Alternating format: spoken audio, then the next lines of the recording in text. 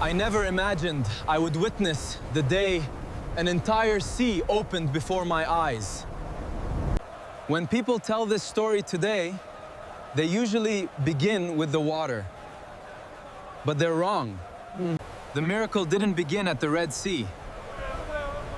It began years earlier, with chains, with slavery, with impossible prayers whispered in the darkness. I remember the cracked hands of men who built cities they would never own. I remember children growing up believing freedom was only a dream. And I remember one old man, a shepherd carrying nothing more than a wooden staff. Every day was bricks, mud, sweat, pain. The Egyptian overseers shouted louder every... Their whips spoke more often than their words. Many of us wondered if God had forgotten his promise. Then rumors began spreading.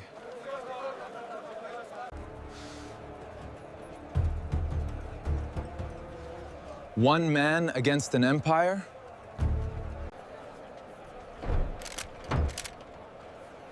Pharaoh laughed.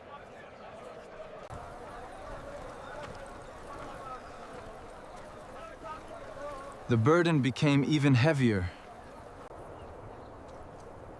Many blamed Moses. Then Egypt changed.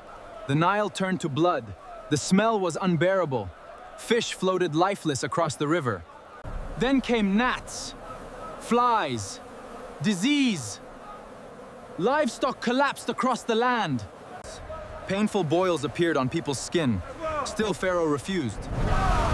The sky darkened with hail on anything we had ever seen. Then, darkness. Not ordinary darkness. A darkness so deep it felt alive. For 3 days, Egypt barely moved. Every family in Egypt mourned.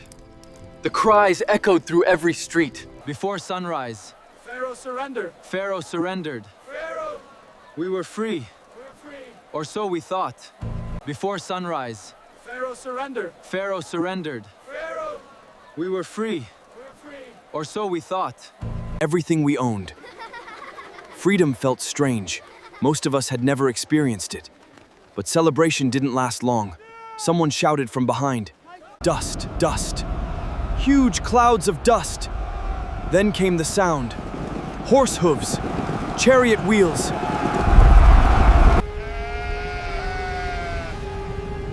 Do not be afraid.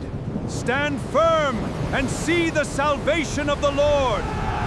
Look, the waters are dividing. It is a path from God. We are saved. Do not be afraid. Stand firm, and you will see the deliverance the Lord will bring you today. I will sing to the Lord. He has triumphed gloriously. The power was not in the water, but in the one who commanded it.